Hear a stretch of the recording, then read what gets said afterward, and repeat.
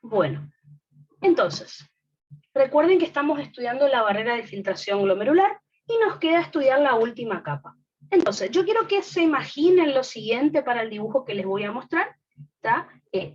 La hendidura de filtración, como les dije, era el espacio que había entre los dos pedicelos del podocito. Entonces, imagínense, está gordito el podocito, imagínense, mi mano es el podocito, tiene estos prolongaciones citoplasmáticas con forma de dedos, tiene forma de pies en realidad. Entonces, imagínense que el podocito abraza así de esta manera el capilar. Por lo tanto, fíjense, entre dos pedicelos del podocito, imagínense que este es el capilar, fíjense, hay un espacio. Entonces, el espacio que hay entre los dos pedicelos del podocito, este espacio, se llama hendidura de filtración, o ranura de filtración, o diafragma de filtración. ¿Está?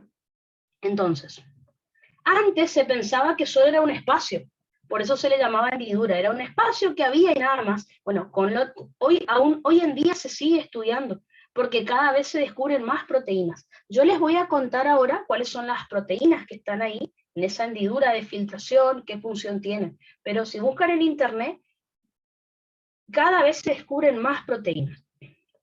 Entonces, la hendidura o ranura o diafragma de filtración es el espacio que hay entre dos pedicelos del podocito.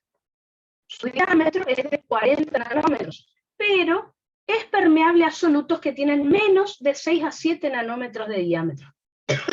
Entonces, ¿qué es lo que se vio? Que el espacio que hay entre los dos pedicelos del podocito es de 40 nanómetros, pero es permeable a sustancias mucho más pequeñas.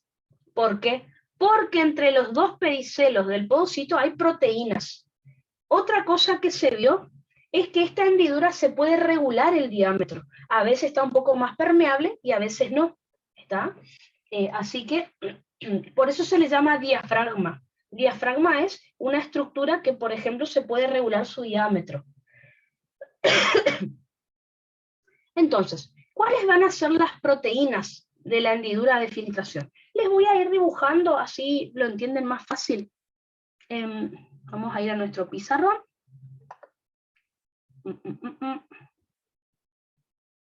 Entonces, quiero que se imaginen lo siguiente, antes de ir al pizarrón. Imagínense, yo tengo los dos pedicelos del podocito apoyados sobre el capilar. Imagínense que yo voy a hacer este corte de mis dedos. ¿Tá? Si yo corto, lo que voy a ver es la parte de abajo nomás de los pedicelos, que les voy a mostrar ahora en el dibujo. Entonces, ahora sí. No les voy a dibujar el podocito entero, ¿tá? Les voy a dibujar solo los pedicelos. Entonces, imagínense que este es un pedicelo y este es el otro. Si queríamos, para que entiendan, esto es lo que ¿se acuerdan si dibujamos el podocito? A ver si me sale. Ahí está.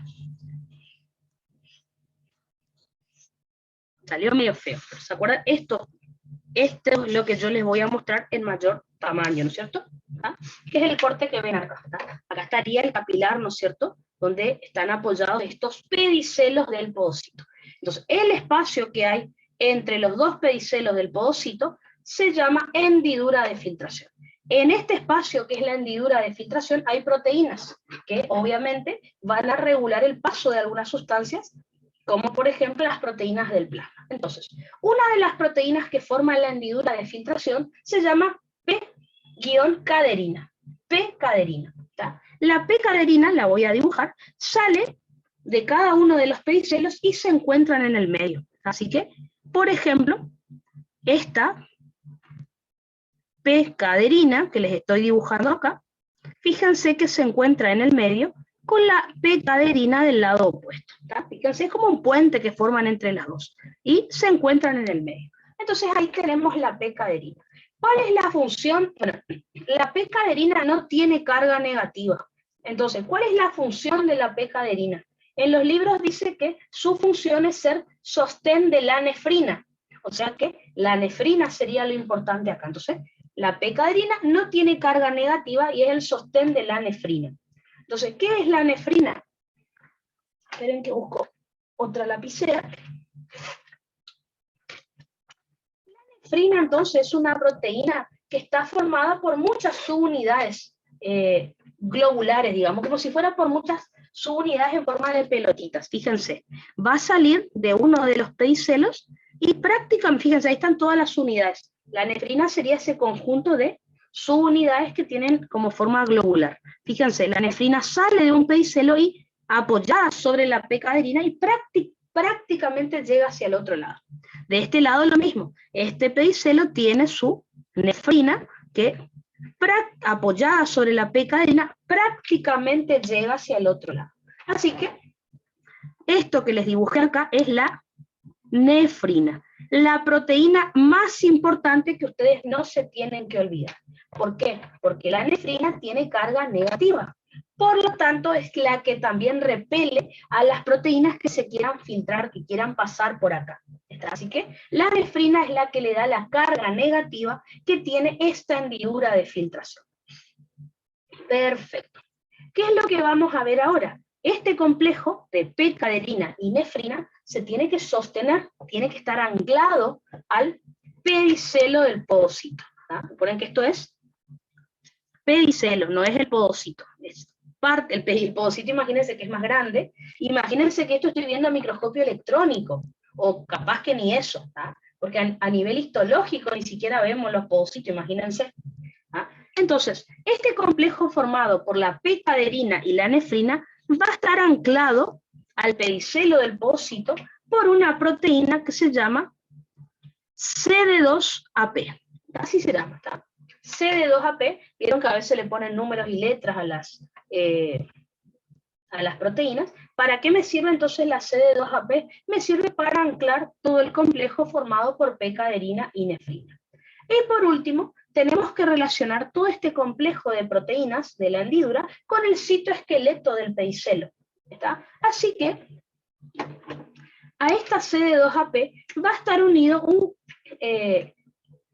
heterotrímero que está formado por 3 unidades, que son las cateninas. Tenemos las cateninas alfa, beta y gamma. No importa cuál está primero, cuál está después, pero son 3. Alfa, beta y gamma. Estas son las cateninas. Las cateninas, entonces, fíjense, por un lado, están unidos a la CD2AP, y por otro lado, están, o sea, como que me relacionan todo estas proteínas de la hendidura de filtración con el citoesqueleto del pedicelo. Así que acá tenemos citoesqueleto. Estoy hablando de filamentos de actina. El citoesqueleto del pedicelo está formado por filamentos de actina. Para que ustedes tengan una idea, tienen alfa-actinina también, o sea, tiene estructuras muy parecidas al músculo. Por lo tanto, esto nos da un indicio de que estos podocitos, estos pedicelos del podocito, tienen capacidad contráctil. Y de esa manera, al contraerse o relajarse, me pueden regular el diámetro de la hendidura de filtración y por lo tanto la permeabilidad que pueda tener esta hendidura de filtración. Entonces, antes se pensaba que era algo rígido, que no se regulaba el diámetro. Ahora, como se sabe que los pedicelos tienen capacidad contráctil, bueno, se sabe que esto puede disminuir el diámetro y ahí va a dejar pasar menos sustancia, aumentar el diámetro y va a dejar pasar más sustancia. Otras proteínas que podemos nombrar acá están apoyadas sobre la nefrina también. Estamos hablando de la NEF1 y de la NEF2, que por lo poco que se sabe hasta ahora, parece que permite la comunicación intercelular, o sea, entre estos pedicelos y otros pedicelos del resto de las barreras de filtración, ¿no es cierto? Como para que todas las barreras de filtración hagan lo mismo. El mecanismo exacto no se sabe, pero bueno. Por favor, una aclaración que les tengo que hacer. La podocalixina no forma parte de la hendidura de filtración. Fíjense, si esto eran los pedicelos, la hendidura de filtración está acá. La podocalixina está en la membrana del podocito, de la célula en general, no de los pedicelos. Así que la podocalixina que yo les nombré antes está en el podocito, en la célula grande, digamos. Y nosotros ahora estamos en este punto que es en los piecitos del podocito. Podocalixina está en la célula en general, y estas proteínas que estamos estudiando acá están en la hendidura de filtración. Así que vamos a repasar lo que estuve diciendo hasta ahora.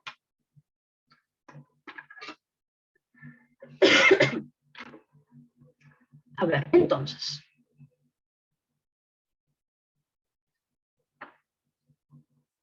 Como les dije, ven acá, tenemos el espacio entre dos pedicelos, serían la hendidura de filtración, y tenemos todas las proteínas que les estuve nombrando.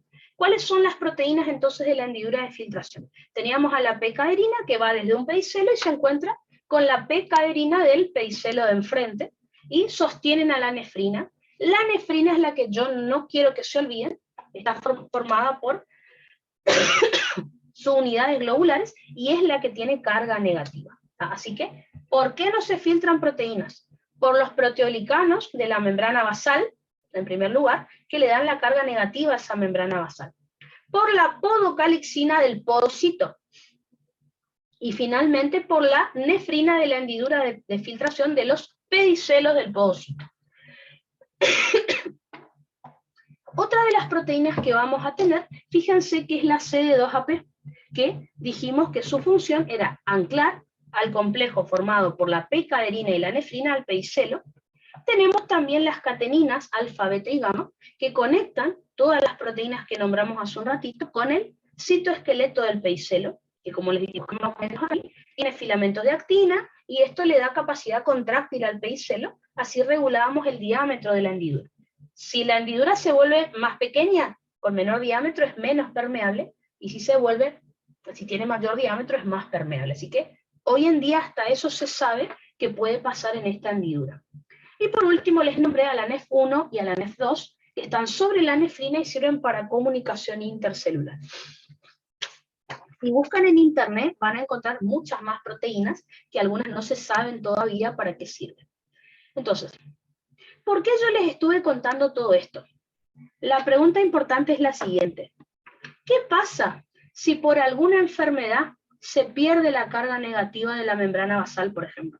O no se sintetiza podocalixina. ¿O qué pasa si por alguna enfermedad genética no hay nefrina en la hendidura de filtración? ¿Qué le va a pasar a ese paciente? Va a empezar a perder proteínas por orina. Ahora, la pérdida de proteínas por orina puede ocurrir en dos síndromes que yo les voy a explicar ahora, que son el síndrome nefrótico y el síndrome nefrítico. El más grave, porque es en el que más proteínas se pierden, es el síndrome nefrótico. Pero ahora han visto que el profe siempre le gusta preguntar este tema, ¿tá? De todas maneras, lo van a aprender bien ahora en cuarto año en patología.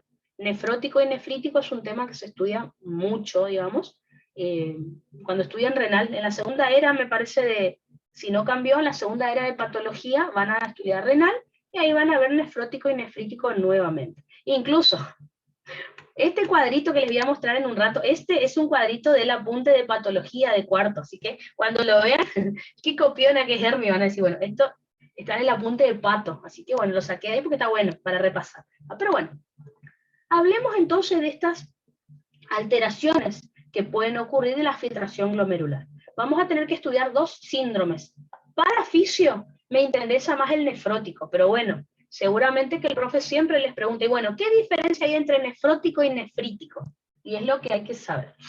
Entonces, comencemos con el síndrome nefrótico. Como dice su nombre, es un síndrome. Como todo síndrome, es un conjunto de signos y síntomas. Y recuerden que los síndromes se producen por muchas causas, como por ejemplo la anemia. La anemia es un síndrome. Entonces, ¿qué es el síndrome nefrótico? Vamos a decir que es el conjunto de signos y síntomas que se producen en los riñones y que se caracteriza por la pérdida de proteínas por orina, o sea, se caracteriza por proteinuria. Y me van a decir, Hermi, pero en el nefrítico también hay proteinuria. Bueno, pero en el nefrítico la principal característica no es la proteinuria, es la hematuria. Hay proteinuria, pero no es lo más importante. La hematuria es lo más importante en el nefrítico. que ya les voy a contar. En el nefrótico, lo que empieza todo el problema es que se empiezan a perder proteínas por orina. Y eso va a llevar a los demás signos y síntomas que les voy a ir contando. ¿No? Entonces, ¿cuál es la alteración que tenemos acá para que ocurra un síndrome nefrótico? Es la pérdida de la carga negativa de la barrera de filtración glomerular. Puse acá membrana basal porque es lo más importante. Dijimos que la carga negativa de la membrana basal era lo más importante en nuestra barrera de filtración glomerular. Pero bueno, puede ser en la membrana basal, puede ser que se pierda la carga negativa en los podocitos, en la hendidura de filtración, puede ocurrir en cualquier lugar. Más importante en la membrana basal. ¿Cuáles son las causas entonces para que ocurra esta pérdida de carga negativa? Puede ser, por ejemplo, la causa más común es la nefropatía por cambios mínimos. Así la van a encontrar en el Guyton. ¿Saben por qué se llama así? Nefropatía es porque es una enfermedad renal. Cambios mínimos. Bueno, el tema fue el siguiente. Los médicos recibían en el hospital personas que orinaban mucho y perdían proteínas por orina. Eso es lo que se veía en los pacientes. Ahora, le hacían una biopsia de riñón, miraban el riñón al microscopio óptico y el riñón no tenía ninguna infección, no tenía inflamación, no tenía cáncer. O sea, histológicamente el riñón estaba prácticamente sano. Entonces, si el riñón histológicamente se veía sano, ¿por qué el paciente perdía proteínas por orina? Bueno, descubrieron que el problema no es algo que se ve al microscopio, es que la membrana basal había perdido cargas negativas. O sea, lo único que pasaba en el riñón es que se perdían las cargas negativas en la membrana basal. Por eso, y cambios histológicos inflamatorios no había. Por eso se le llamó nefropatía por cambios mínimos. En una biopsia esto no se ve. ¿Está? Entonces, ¿cuáles pueden ser las causas de esta nefropatía por cambios mínimos? Generalmente son alteraciones genéticas. Por ejemplo, déficit en la síntesis de nefrina, que era la proteína de la hendidura de filtración, déficit de la podocalixina, déficit en la síntesis de NEF1, de NEF2, ¿está? Así que déficit en las proteínas de la hendidura de filtración o del podocito, o también déficit, por favor agreguen acá, me faltó, no sé por qué me olvidé, déficit en la síntesis de proteoglicanos, que son los que, fíjense, le dan la carga negativa a la membrana basal. ¿Tá? Déficit en la síntesis, por favor pongan proteoglicanos ahí que me reolvidé. Ahora, puede haber otras causas no tan comunes, pero puede haber, como por ejemplo la nefropatía diabética. ¿Se acuerdan que yo les dije que la glucosa, al ir acumulándose en la membrana basal, no solo la va a engrosar, sino que puede hacer que se pierda la carga negativa de la membrana basal? Por ejemplo, puede ser de causa infecciosa, ¿está bien? La nefropatía por cambios mínimos es la causa más común del síndrome nefrótico, pero como pueden ver hay otras. Pueden ser infecciones, por ejemplo, la hepatitis, ¿tá? Que va a afectar al riñón, la mononucleosis infecciosa, el HIV, ¿tá? Pueden ser fármacos que me dañen entonces, que me produzcan síndrome nefrótico, como por ejemplo los AINES, es decir, los antiinflamatorios no esteroides, como por ejemplo la aspirina, el diclofenac, por eso no hay que tomar tanto. Pueden ser el exceso de IECAS, ¿se acuerdan? IECAS significa inhibidores de la enzima convertidora de angiotensina. Estoy hablando, por ejemplo, del enalapril. Exceso de enalapril puede terminar dañando a los riñones. Puede ser la penicilamina, no la penicilina, es la penicilamina. ¿Ah? Por ejemplo, puede ser un cáncer, como que son neoplasias, son tumores. Puede ser la enfermedad de Fabry, que es la enfermedad de Fabry, hay una acumulación de una sustancia de desecho en el organismo que puede dañar a los riñones. Y puede ser el LES. LES significa, ya lo conocen por Bioqui, el lupus eritematoso sistémico. ¿Tá? El profe no les va a pedir que expliquen cada una de estas causas, no. Es como para que en un oral le puedan nombrar varias causas. ¿Tá? Todo esto ya lo van a estudiar ahora en cuarto año, en patología. ¿Tá? Ahora, como les dije, ¿cuál es la clínica que va a tener el paciente? El principal problema, recuerden que es la pérdida de proteínas por orina. Así que, por la pérdida de carga negativa en la barrera de filtración glomerular, se empiezan a filtrar proteínas. ¿Está? Así que, lo primero que va a aparecer es las proteínas en orina? Proteinuria. Principalmente la albúmina, porque ustedes saben que la albúmina representa el 60% de las proteínas plasmáticas. Así que el paciente tiene proteinuria, principalmente albuminuria, es decir, presencia de albúmina en orina. Ahora, relacionemos con lo que estamos estudiando de presiones oncóticas y coloidosmóticas. Recuerden que las proteínas, principalmente la albúmina, su principal función es que le da las presiones oncóticas a los capilares de cualquier parte del cuerpo. Por ejemplo, en el capilar glomerular. Entonces, recuerden, hace un rato dijimos que si disminuyen las proteínas plasmáticas, en este caso porque se perdieron por orina, disminuye la presión oncótica glomerular, que acuérdense que era una fuerza de entrada en el capilar glomerular. Así que, si disminuye la presión oncótica glomerular, recuerden que aumenta el índice de filtración glomerular, o sea, se filtra demasiado plasma. Acuérdense, dicho de otra manera, las proteínas que se pierden por orina arrastran agua, así que, o ejercen presión oncótica o coloidosmótica sobre el agua, así que la proteína que se va por orina hace que quede menos presión oncótica en el capilar y que aumente la presión oncótica en los túbulos renales, así que la proteína que se va yendo arrastra agua, lo cual me aumenta la diuresis, así que por eso el paciente orina mucho, es decir, tiene poliuria. Poliuria, recuerden que es cuando el paciente orina más de 1,5 litros por día. Relacionemos con cardio. Si el paciente orina mucho, le va a disminuir la volemia, porque recuerden que toda esa agua que está orinando la pierde desde la sangre. Así que si aumenta la diuresis, o sea, si el paciente tiene poliuria, disminuye la volemia. Es decir, el paciente va a estar deshidratado. Les pregunto, si el paciente está deshidratado, ¿cómo piensan que lo van a encontrar? Imagínense cuando ustedes piensan en una persona deshidratada, ¿qué se imaginan de esa persona? Les digo esto para que vean lo que va a ocurrir acá. Paciente deshidratado, ¿cómo va a tener la piel? Recuerden que la piel, habitualmente, si hago esto, ¿se acuerdan el signo del pliegue? Y suelto, queda el pliegue, ¿no es cierto? El paciente tiene capaz la piel y las mucosas todo seca, los labios capaz todo como partidos, está todo, la lengua todo bien seco. El paciente, ¿van a pensar que está súper gordito si está deshidratado? No. Bueno, el paciente está con edemas.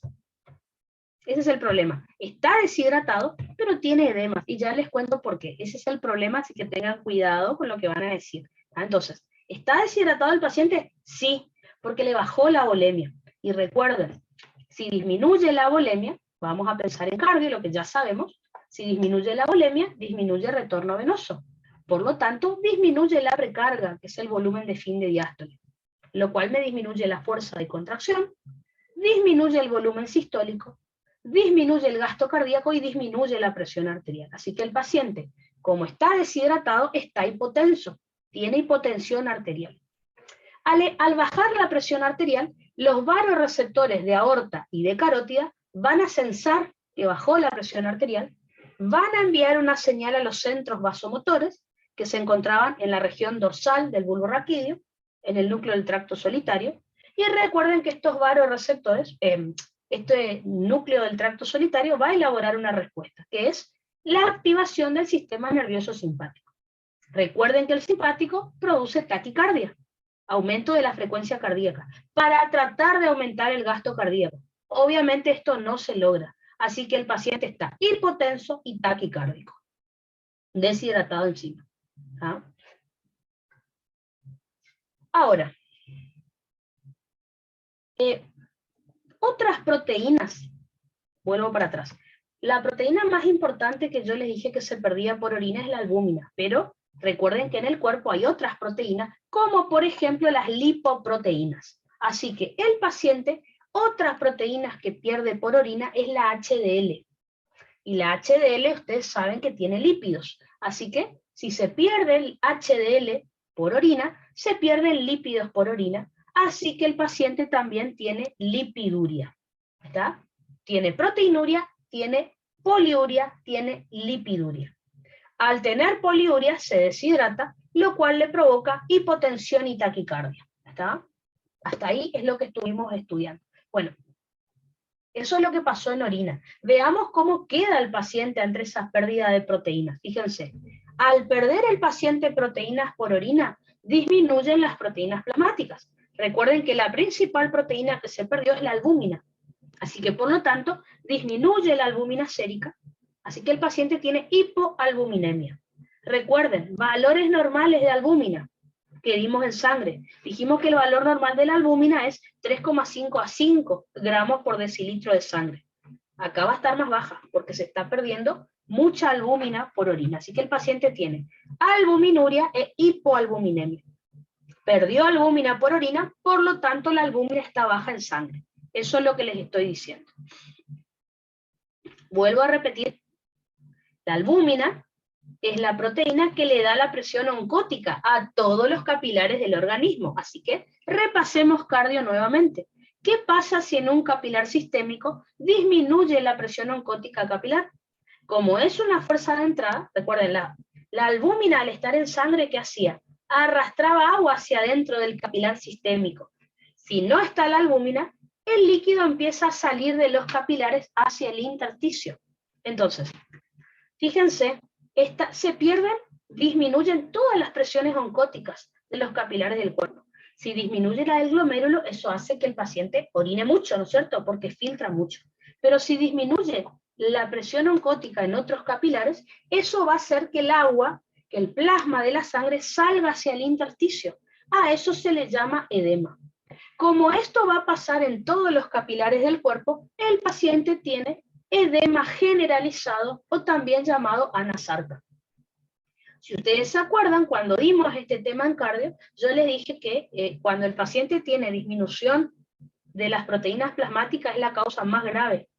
¿Por qué? Porque empieza a salir agua de los vasos sanguíneos en todo el cuerpo. Por ejemplo, el paciente va a tener edema de miembros inferiores, va a tener derrame pleural, va a tener derrame pericárdico, va a tener edema agudo de pulmón, va a tener ascitis, que era edema en el peritoneo, va a tener edema cerebral. Muchos edemas al mismo tiempo. Eso es la anasarca. Entonces, el paciente está deshidratado, vuelvo a repetir, pero con edemas. Entonces, ¿no se acuerdan? Creo que, si mal no recuerdo, me parece que era Thais que me había preguntado. Siempre el paciente que tiene edema está como con aumento de volemia. Siempre que yo digo que el paciente está deshidratado, va a estar así como con la piel seca. Dijimos que depende de la causa. Me acuerdo que yo les había dicho en ese momento. Entonces, ¿por qué decimos que el paciente está deshidratado? Porque disminuyó la volemia efectiva. ¿Se acuerdan que yo les dije la diferencia entre real y efectiva? El paciente tiene disminución de la volemia real, primero, porque está perdiendo agua del cuerpo, pero también de la efectiva, porque está perdiendo agua de los vasos hacia el intersticio. Así que lo van a encontrar al paciente hinchadísimo, pero está deshidratado. Y eso es lo que tienen que tener en cuenta. Lo importante no es que el agua esté en el cuerpo. Van a decir, Hermi, tiene edema. El agua está en el cuerpo. No, pero está en un lugar donde no tiene que estar. Tendría que estar en los vasos sanguíneos. Está en el intersticio. Ahí no me sirve para nada. Entonces, el paciente piensa que está doblemente deshidratado. ¿Por qué? Porque pierde agua fuera de su cuerpo, por la orina. Y a su vez pierde agua hacia el intersticio de su cuerpo, por los edemas. Lo van a encontrar hinchadísimo. Sin embargo, está deshidratado, redeshidratado. Así que olvídense de lo que ustedes tienen en su mente de paciente deshidratado. Obvio, la mayoría de los pacientes deshidratados están como la piel toda arrugadita. No, este paciente está hinchado y sin embargo está deshidratado. No tiene sobrehidratación, que es lo que yo quiero que ustedes se acuerden. Así que no siempre la deshidratación va relacionado con la piel arrugada, pérdida de elasticidad. No siempre la sobrehidratación es edema. ¿Ah? En este caso tengo edema, pero tengo deshidratación. ¿Ah? Lo grave entonces es que el paciente está perdiendo mucha volemia, ya sea por la orina o en sus intersticios, y la presión le va a bajar mucho. Imagínense que este paciente, si yo no le soluciono la patología, le va a agarrar un shock hipovolémico. La presión arterial media le va a bajar tanto que van a empezar a fallar todos los órganos. ¿Tá? Recuerden que el shock hipovolémico se caracterizaba por eso, ¿tá? Por pérdida de volemia. Así que eso es el problema del paciente. se deshidrata muy rápido porque pierde doble agua si se ponen a pensar, por la orina y por los edemas. Dijimos que la principal proteína que se pierde es la albúmina, por eso tenemos hipoalbuminemia. ¿Cuál es el problema? El hígado trata de compensar la falta de albúmina y empieza a sintetizar albúmina. ¿Qué pasa? Disminuye la síntesis de factores de coagulación, porque trata de sintetizar albúmina, que es lo más importante. Entonces, al disminuir los factores de coagulación, al paciente le puede aparecer petequias. Recuerden que eran hemorragias pequeñas que tenía, podía llegar a tener o hematomas. Más que eso no va a tener en cuanto a hemorragias, ¿está? Pero es por un déficit leve, podríamos decir, de factores de coagulación. Como les dije, el hígado tratando de compensar, ¿tá? Fíjense, aumenta la síntesis de albúmina, pero de todas maneras la albúmina sigue baja, porque por más de que el hígado sintetice albúmina, el paciente sigue perdiendo albúmina por orina. Entonces, el hígado tratando de compensar el problema, sintetiza albúmina, la albúmina se sigue perdiendo, el hígado sintetizando albúmina dejó de sintetizar factores de coagulación o sintetiza menos, por eso las petequias y los hematomas. Más grave que eso en cuanto a hemorragia no va a haber, ¿tá?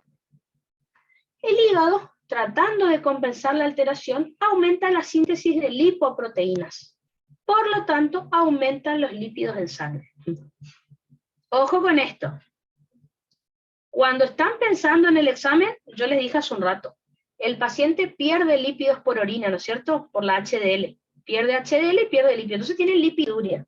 Entonces, por lógica, pensamos, bueno, si está perdiendo lípidos por orina, los lípidos están bajos en sangre. No. Los lípidos están altos. ¿Por qué? Porque el hígado compensa sintetizando mucha VLDL. Entonces, es raro. El paciente tiene lipiduria, o sea, lípidos en orina, pero aún así tiene hiperlipidemia. O sea, consecuencia de la lipiduria aparece la hiperlipidemia. Ojo con eso, ¿no? En cambio, la albúmina no se alcanza a compensar. Por eso, en el caso de la albúmina sí tengo albuminuria e hipoalbuminemia. En el caso de los lípidos sí se alcanza a compensar, por lo tanto tengo lipiduria, pero hiperlipidemia. Son como cuestiones fundamentales que en un choice no hay que olvidarse porque confunden, ¿no? Así que hiperlipidemia sí va a tener el paciente, pero la hipoalbuminemia es lo que no se puede solucionar. Entonces, ¿cómo les pregunto? ¿Le darían un diurético a este paciente? Está con edema. Y digo, bueno, tiene edema, le doy un diurético. ¿Qué les parece? Como tratamiento, ¿le darían un diurético a este paciente que orine más? ¿Está bien que le dé un diurético? ¿Lo voy a matar al paciente? No, perfecto. El paciente ya está deshidratado. Si yo le llego a dar un diurético, lo mato. Ya tenía presión baja. Si encima hago que orine más, lo mato. Entonces, a pesar de que tiene edema, yo no le puedo dar un diurético. Digo, bueno, está deshidratado. ¿Le puedo transfundir a este paciente? Está deshidratado. ¿Qué hago? Solución fisiológica, métanle suero. Les pregunto, ¿le podrían dar suero a este paciente? Tampoco. El suero me va a aumentar la volemia, pero ¿qué pasa? El agua sigue saliendo hacia el intersticio. Entonces, ¿qué es lo que yo le puedo dar a este paciente que lo podría mejorar? Le puedo inyectar albúmina, ¿está? Le puedo inyectar albúmina. La albúmina viene en unos sachecitos así, o si no, siempre hay, no me acuerdo si el otro día estaba hablando con una chica por WhatsApp, le pueden inyectar expansores plasmáticos. Expansores plasmáticos son sustancias que arrastran agua hacia el interior del vaso. No es necesariamente albúmina, pero es más barato que la albúmina. La albúmina sale caro, la que se le inyecta a los pacientes. Así que, primero, solucionar la enfermedad de base. O sea, ¿por qué el paciente tiene síndrome nefrótico? Segundo, le inyecto albúmina, porque ¿cuál es el problema del paciente? Que no tiene albúmina en plasma. Si yo le inyecto albúmina y soluciono el problema de riñón, el agua va a volver a quedar en la sangre y no va a tener todos los síntomas que este paciente tiene. Así que, ¿le van a dar diuréticos? No, porque el diurético va a hacer que el paciente orine. Lo van a chocar, es decir, le van a hipotensar tanto que lo van a hacer entrar en shock. Bueno, no puedo hacer que orine mucho. Bueno, ¿cómo hago? Si tiene la volemia baja, le inyecto suero. No, así como le meten la solución fisiológica en el vaso, va a ir al intersticio, porque el paciente tiene edemas. Le van a empeorar el edema. ¿Qué le doy al paciente? Albúmina. y le soluciona el problema renal. Perdón que hay ahí está. Perfecto, entonces. El tratamiento sería eso. Tratamiento, le pueden inyectar albúmina, le pueden dar expansores plasmáticos, que son sustancias artificiales que arrastran agua dentro del vaso. No le pueden dar diurético, no le pueden dar solución fisiológica. El diurético va a hacer que orine más y lo va a deshidratar más. La solución fisiológica va a empeorar los edemas. Así que bueno, es un tema complicado. No les va a preguntar tratamiento el profe, les comento nomás que todo lo que uno está acostumbrado a estudiar, si está deshidratado, le pongo solución fisiológica. Si está con edema, le doy diurético. Si le dan diurético, empeoran la deshidratación, pero si le dan solución fisiológica, empeoran el edema. Le damos albúmina y solucionamos el problema del riñón, obviamente, ¿no? Así que nunca es tan fácil como tenemos que estudiar. Ahora, para fisio, a mí me interesa que ustedes sepan síndrome nefrótico, pero la pregunta obligada del profe es, bueno, ¿y qué? La verdad que fisiológicamente para filtración a mí nefrítico no me interesa, pero bueno, pregunta del profe, ¿qué diferencia hay entre nefrótico y nefrítico? Y ahí, bueno, lo van a tener que saber. El síndrome nefrítico, vamos a definir, perdón,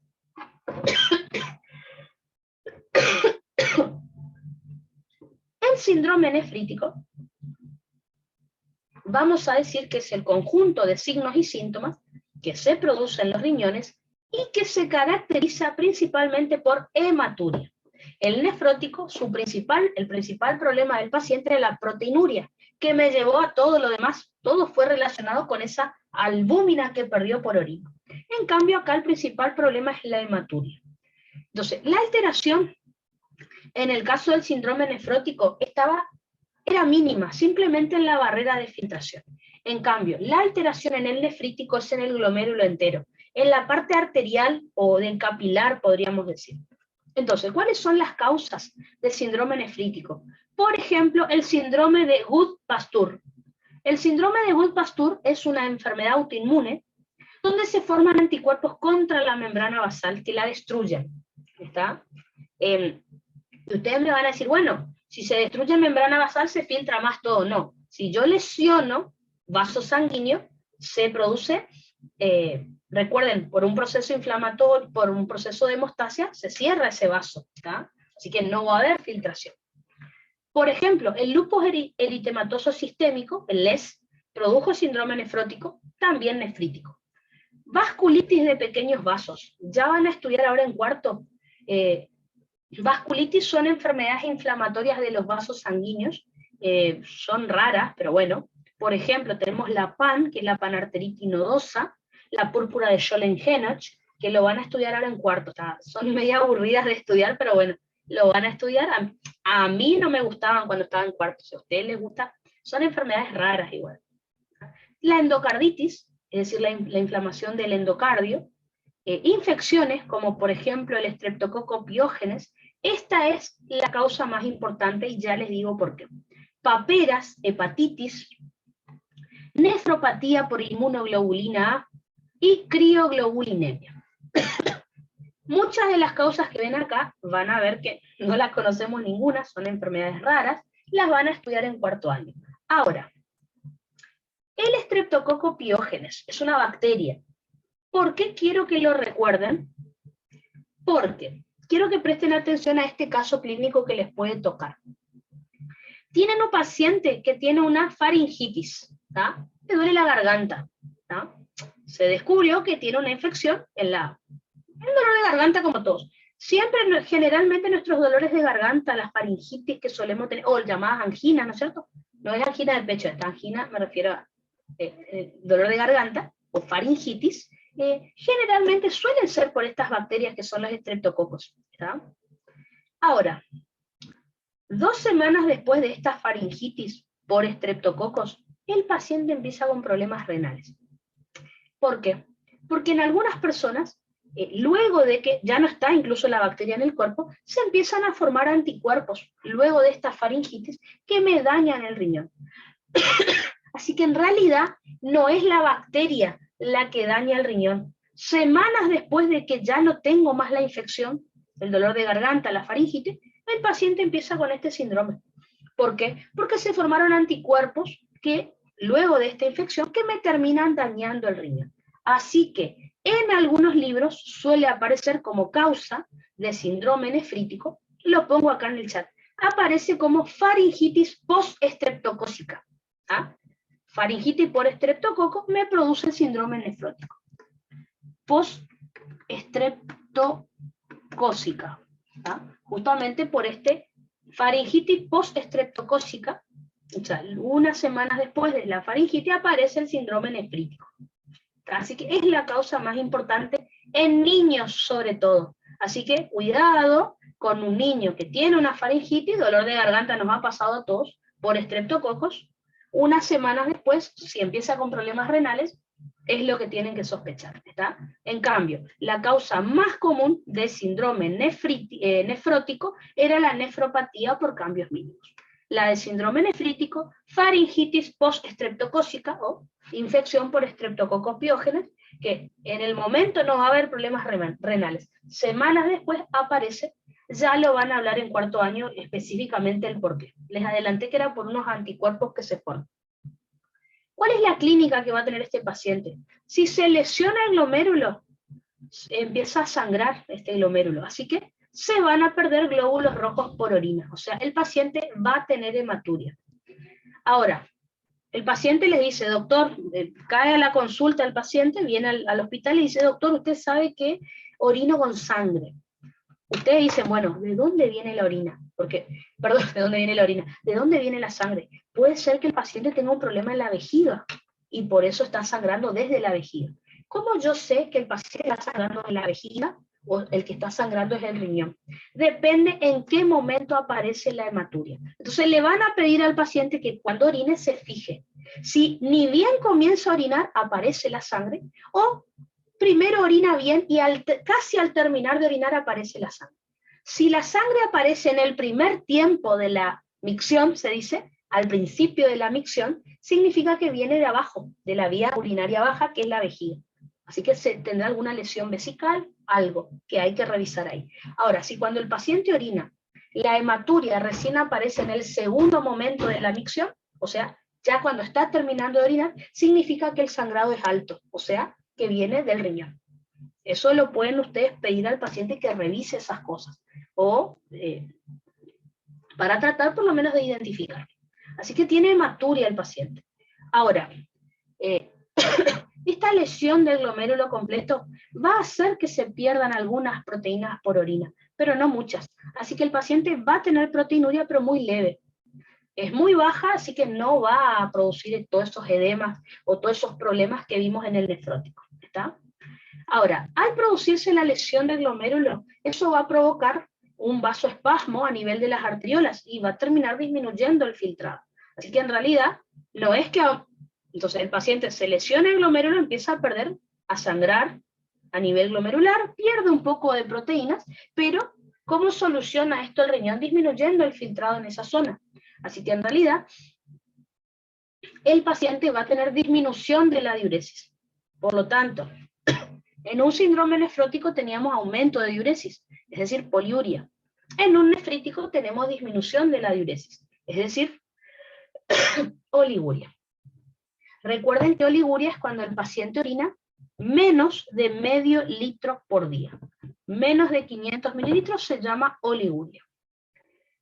Toda la orina que el paciente no puede producir significa que es el filtrado que no puedo realizar. Así que toda ese agua que no orina el paciente queda acumulado en el cuerpo. Así que recuerden, si el paciente orina mucho se va a deshidratar. Ahora, si el paciente orina poco, se va a sobrehidratar. Va a tener aumento de la volemia, por lo tanto sobrehidratación. Entonces, usando la lógica es que vamos a errarle al problema. El paciente, tiene sobrehidratación.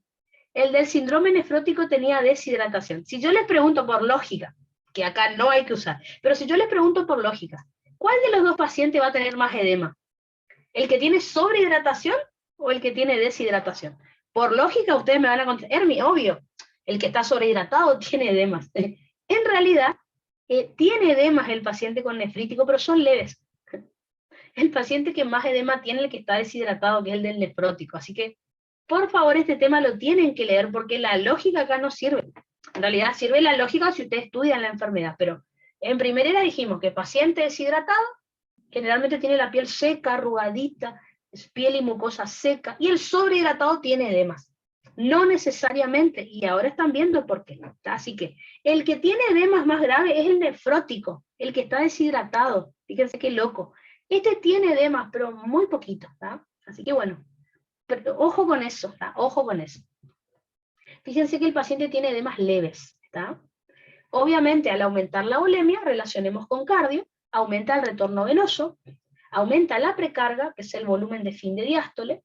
Esto, si el corazón se llena más, me va a aumentar la fuerza de contracción por el mecanismo de Frank-Starling, aumenta el volumen sistólico, aumenta el gasto cardíaco y aumenta la presión arterial. Así que el paciente va a estar hipertenso. Recuerden que cuando hablamos de hipertensión arterial, yo les dije que causas de hipertensión arterial secundarias son las nefropatías. En este caso, el síndrome nefrítico provoca hipertensión arterial secundaria. ¿Ah? La primaria, recuerden que era la que no se conocía la causa. Así que, por lo tanto, esto es lo que vamos a ver en un síndrome nefrítico. La mayoría de las enfermedades autoinmunes que les nombro acá, como el Gutt-Pastur y el LES, no se curan, así que hay que tratar los síntomas. Le podemos dar corticoides al paciente para tratar de disminuir el efecto de la enfermedad autoinmune. Está en la endocarditis, ya van a estudiar en cuarto y en quinto año que se le da antibióticos al paciente porque es una infección. Todo lo que sea infección le voy a dar antibióticos, pero digamos que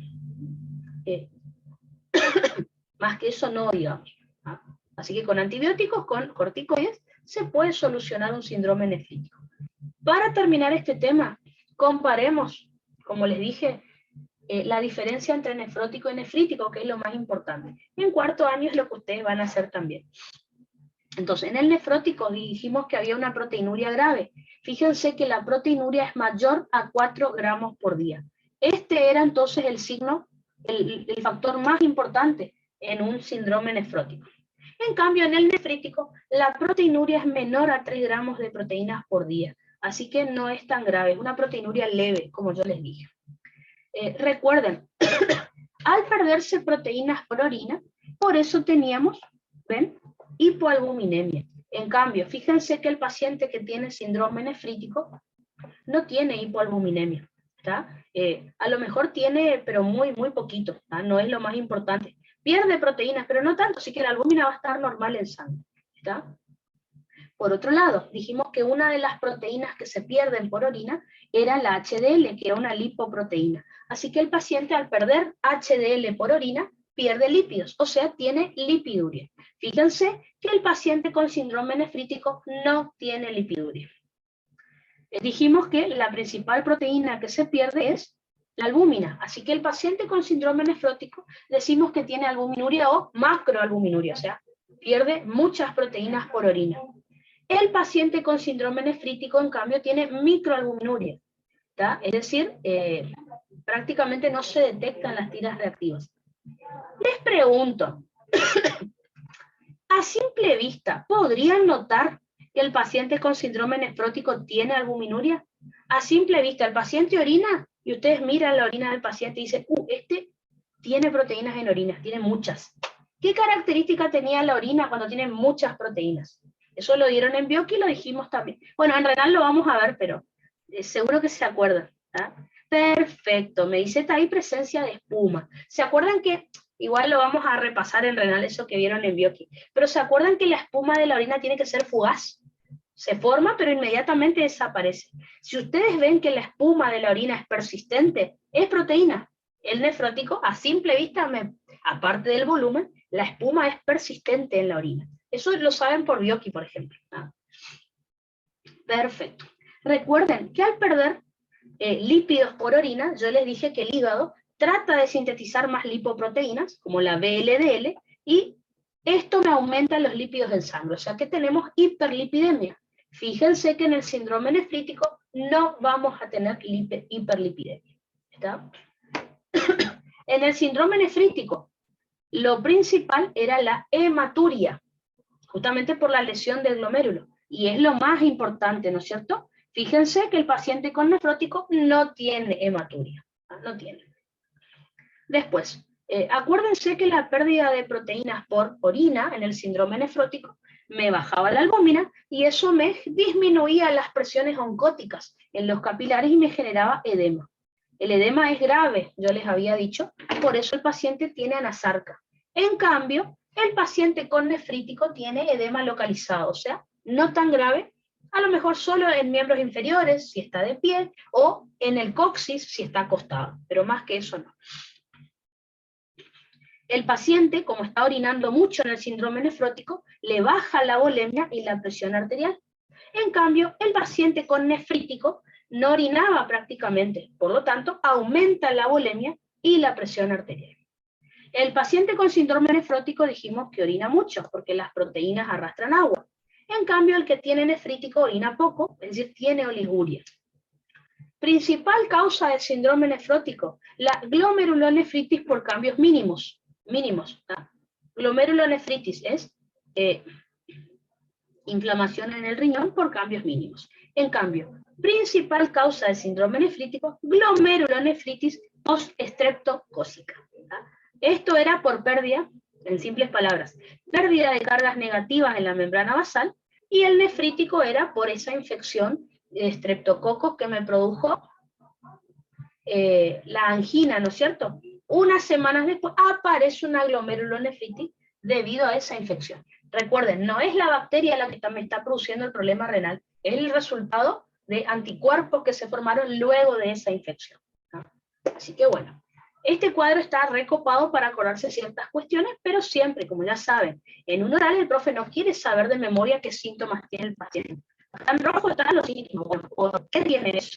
Creo que es lo más importante, ¿no? Perfecto, entonces. Entonces, el último tema que tenemos que dar para cerrar filtración y poder pasar a reabsorción y secreciones, cómo se regula la filtración glomerular en general. Ustedes saben que ya estuvimos estudiando ciertos factores que me aumentan el filtrado o me lo disminuyen. Bueno, todo eso que les estuve contando lo vamos a explicar dentro de estos mecanismos que tiene el riñón para poder regular la filtración. Si mal no recuerdo, ayer no sé quién me contó que el profe les tomó regulación del filtrado, que le habló todo lo que vamos a charlar ahora y que ahí el profe le aprobó. No me acuerdo, Priscila creo que era, no me acuerdo quién me contó ayer en el chat. El profe le tomó regulación de la filtración y era hablar todo lo que sepan de lo que les voy a contar ahora y no hay ningún problema. Pero hablar todo lo que les cuente ahora. No es que, uy, bueno, algunas partes no voy a estudiar. No.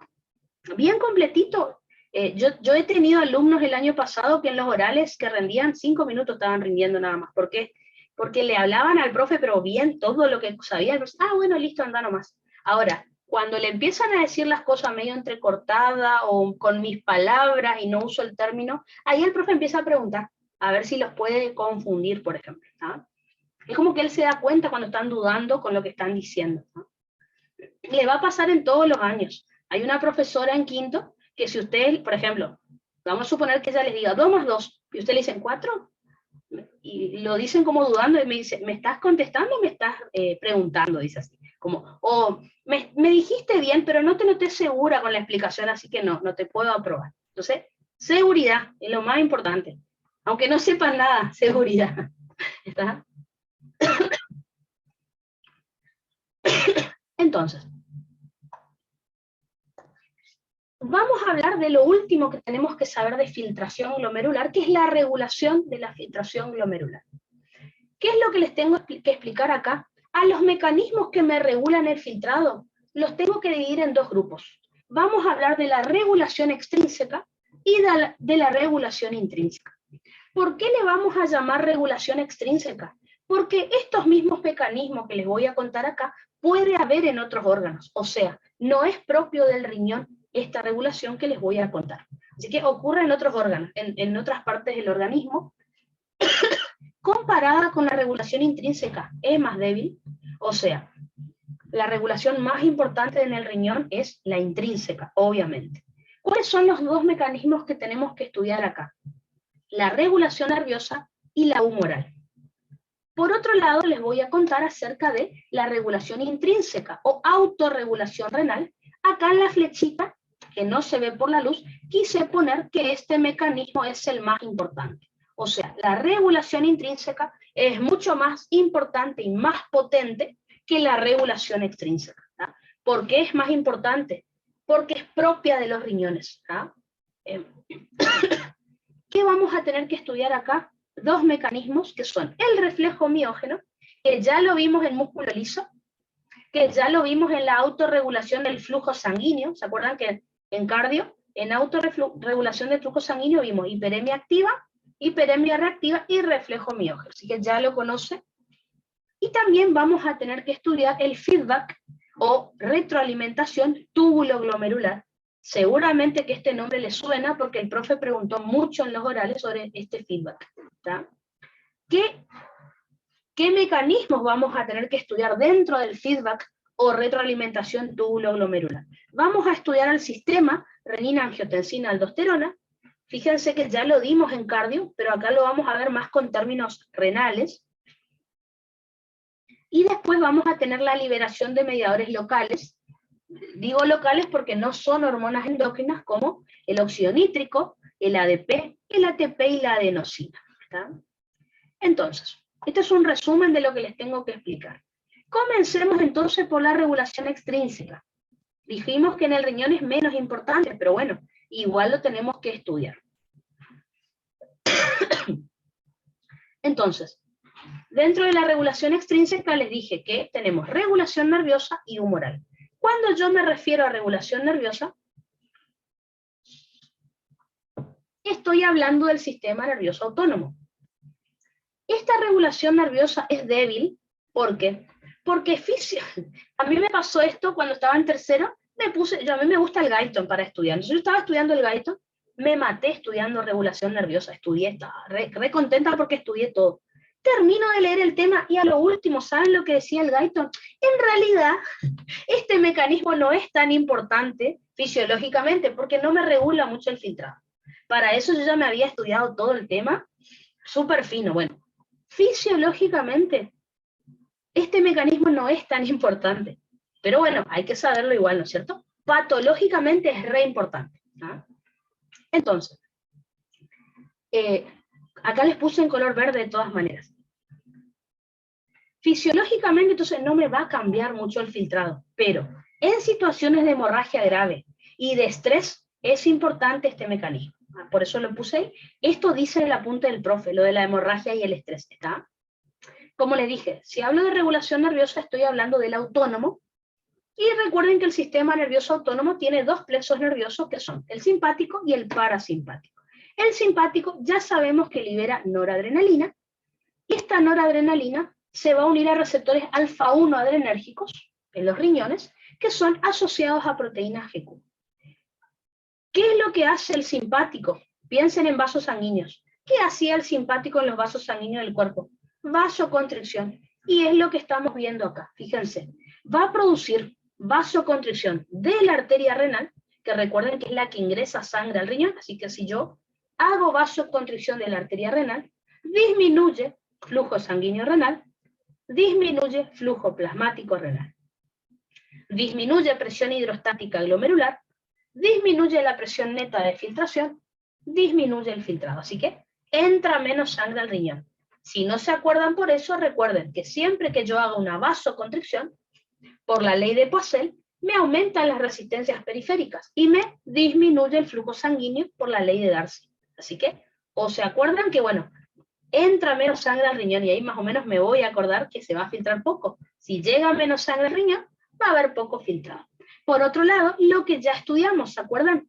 El simpático produce vasoconstricción de la arteriola aferente, de la eferente también, pero eso era en litiasis. Acá, fisiológicamente de la aferente, y acá me equivoqué con la flechita. ¿Ah? Si hago vasoconstricción de la aferente, disminuye flujo sanguíneo renal, disminuye flujo plasmático renal, como ya sabemos. Si cerramos la aferente, llega menos líquido al glomérulo, habíamos dicho. Por lo tanto, disminuye la presión hidrostática glomerular, disminuye la presión neta de filtración, disminuye el filtrado. Y ahí el Guyton decía, en realidad el filtrado no disminuye tanto fisiológicamente. Ahora, quiero que piensen en esto. Les pregunto, si el paciente tiene una hemorragia grave, ¿yo quiero que el paciente orine mucho?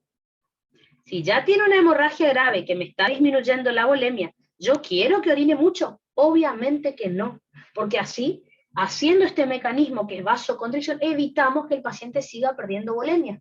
Ya tiene hemorragia, entonces disminuyo el filtrado para evitar que siga perdiendo más volemia, porque ya la está perdiendo con la hemorragia. Y en situaciones de estrés agudo, recuerden que por esto el paciente tiene oliguria, cuando estudiamos en primerera. Ahora en neuro vamos a estudiar estrés de vuelta, pero yo les conté que en el estrés agudo, en la fase de lucha o huida del estrés, el paciente orinaba poco. Bueno, ahora ya saben por qué, ¿no? ¿Por qué necesito que orine poco? Porque el flujo sanguíneo necesito que vaya al músculo para que el paciente corra o luche en el estrés. En la hemorragia grave, ¿por qué no quiero que el paciente tenga tanto filtrado? Y porque ya está perdiendo volemia con la hemorragia. No quiero que la pierda por orina, ¿no? Es como para compensar. Pero fisiológicamente, ¿me va a bajar mucho el filtrado? No tanto, ¿no? Vamos por el otro lado. Lo opuesto al simpático lo va a hacer el parasimpático. Recuerden que el parasimpático libera acetilcolina, la cual se va a unir a receptores muscarínicos, que son receptores asociados a proteína G. Ya sabemos que en todo el cuerpo, en todos los vasos sanguíneos del cuerpo, la acetilcolina, recuerden que produce vasodilatación. ¿Está? Entonces, a ver, preguntitas. Sí, decime, Aline. A ver.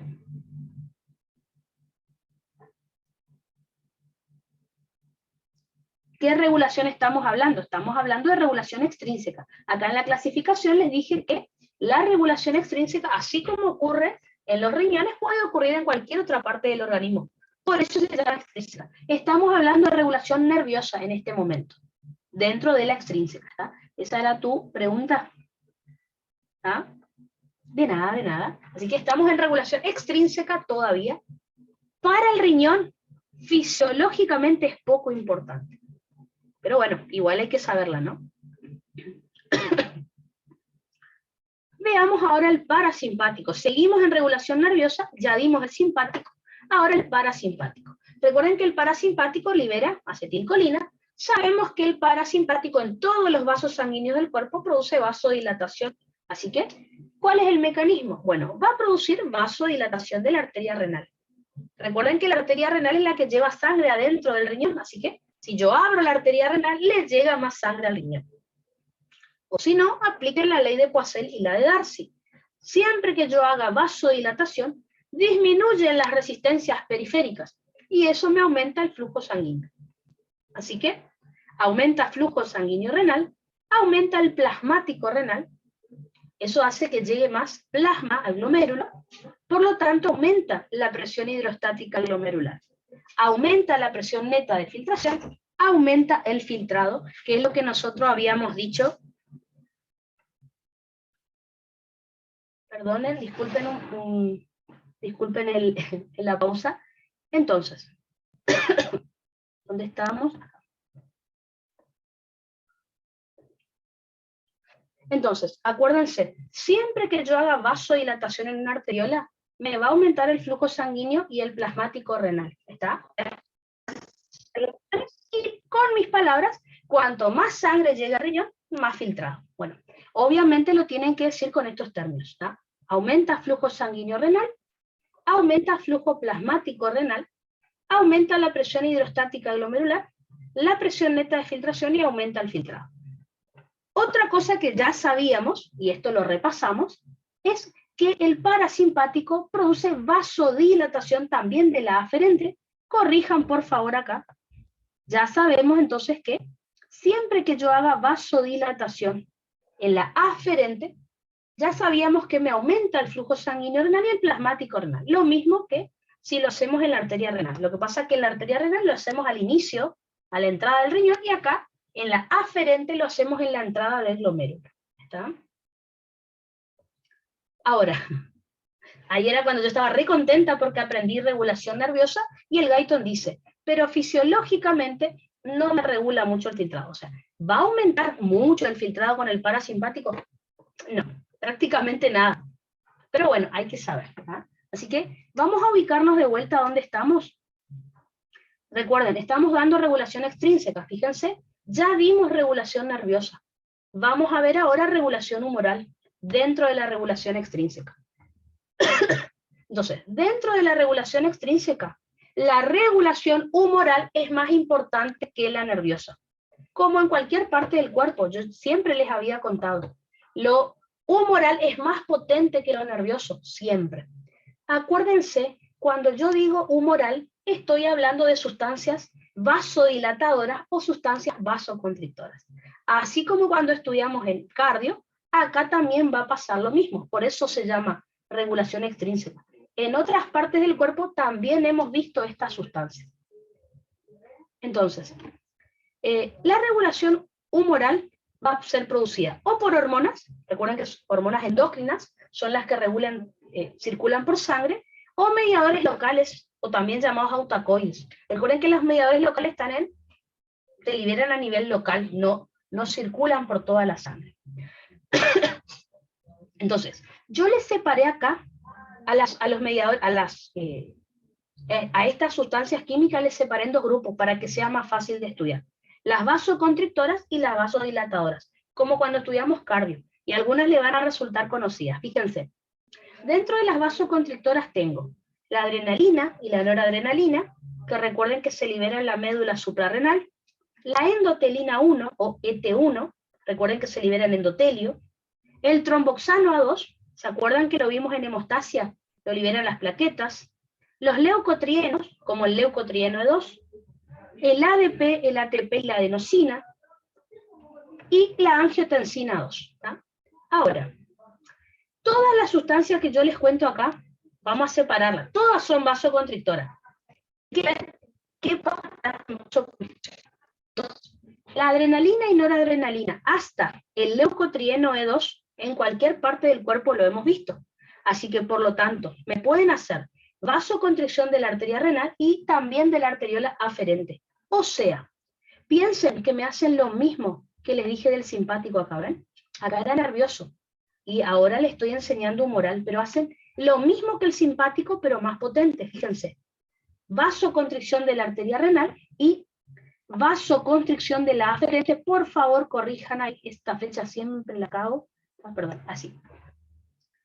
Si hago vasoconstricción de la arteria renal, entra menos sangre al riñón.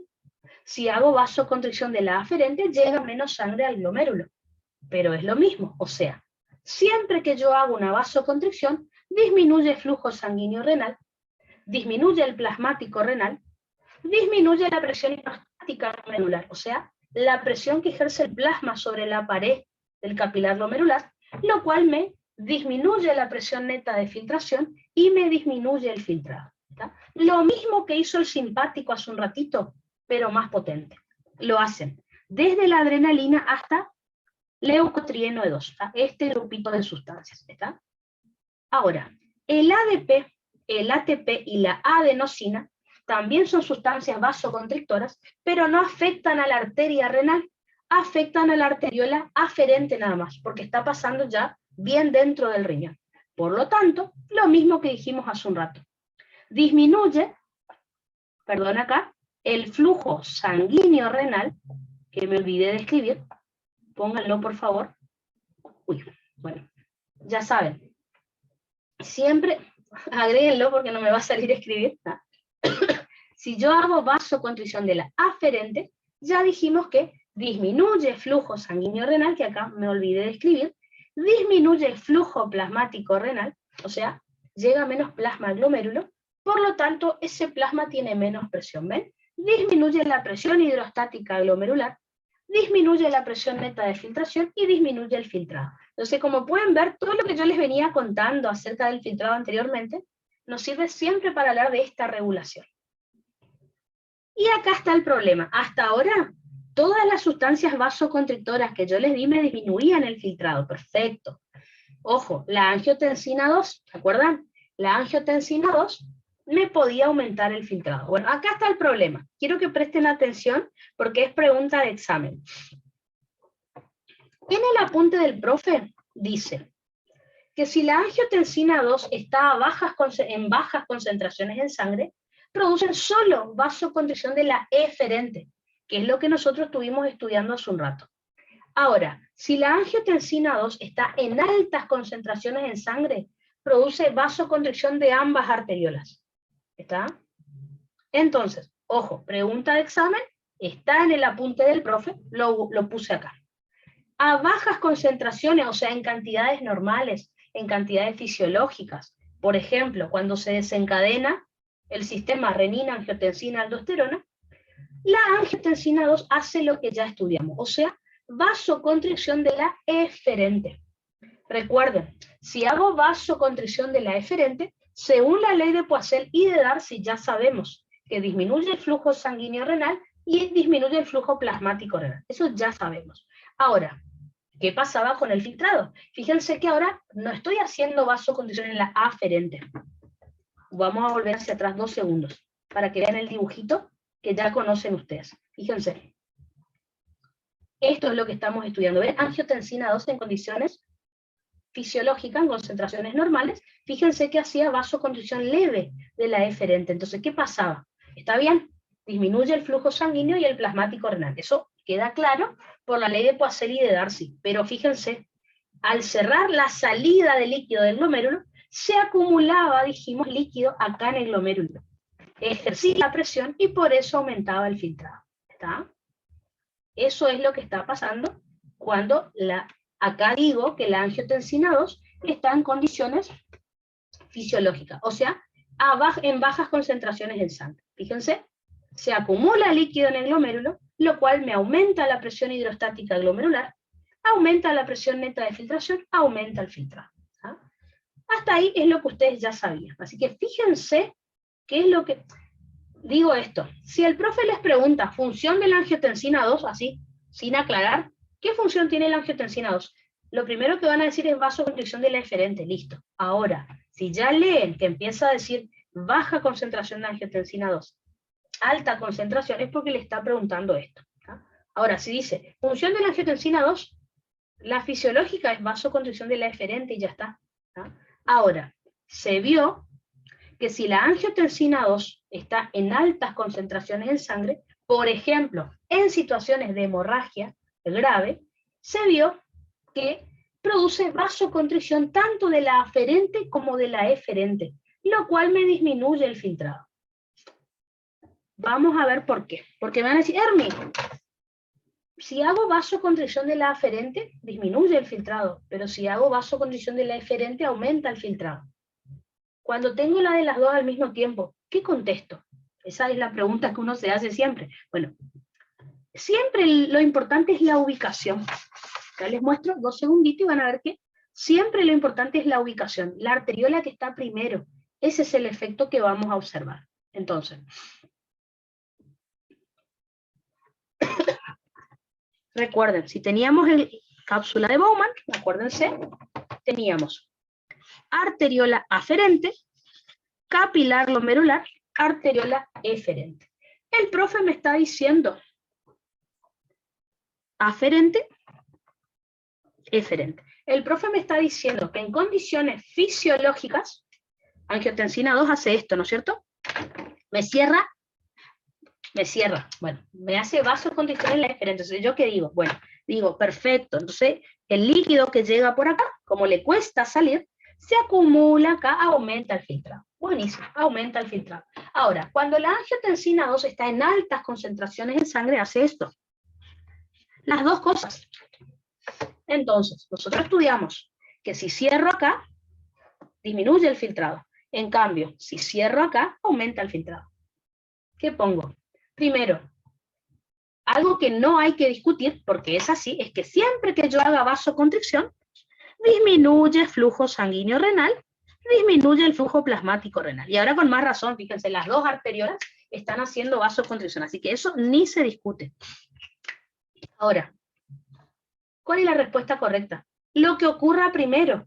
Fíjense, en ubicación, la aferente es la que está primero, está antes que la eferente. Entonces, si yo cierro acá, disminuye la cantidad de líquido que hay acá. No importa que después tengamos también vasoconstricción de la eferente. De por sí ya llegó poco líquido al glomérulo. Obviamente le va a costar salir y todo lo que quieran, pero ya entró poco. Entonces, lo que va a ocurrir es que al haber vasoconstricción en las dos, predomina lo que pasa primero. O sea, en ubicación la aferente está antes que la eferente. Así que este es lo que ustedes van a contestar. Porque de por sí, yo digo, bueno, si cierro acá se acumula líquido. No, pero ya llegó poco líquido de entrada. Así que disminuye el filtrado. ¿Está? Disminuye la presión hidrostática glomerular porque llega, ya de entrada el problema es que llega poco líquido al glomérulo. Disminuye la presión neta de filtración y me disminuye el filtrado.